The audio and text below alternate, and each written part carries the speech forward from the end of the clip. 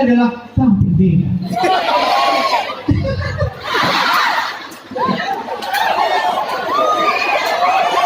Bawa rasamu.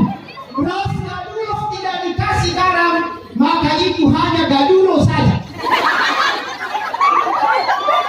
Ya, waktu kami berkemah waktu kuliah, kami berkemah. Tapi kami jauh-jauh mendaki gunung kami. Kami buat kemah, udah tadi kemah ya. Di sekitar kemah itu dikasih garam. Saya yang tidak tahu apa-apa, saya bertanya kepadanya, "Bang, kenapa dikasih garam?" Oh salah, "Bang, kenapa dikasih garam?" Anda bertanya. Betul, saya bertanya.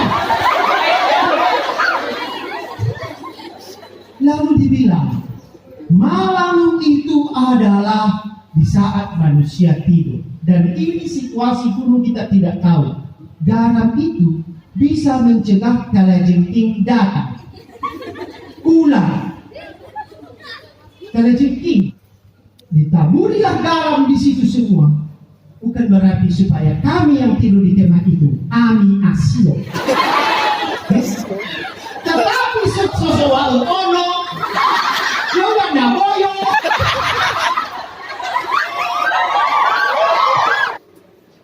Ya, kita belajar seorang Yusuf, bagaimana dia berani tampil beda.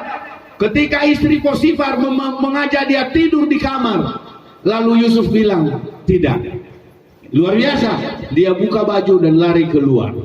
Kalau Yusuf hari-hari ini buka baju masuk ke dalam dan berkata, "Bapak terima kasih, Bapak terima kasih." Anak-anak muda hari ini bangga kalau rambutnya 3 warna. Padahal yang saya tahu di kampung kami, yang 3 warna itu buzukha.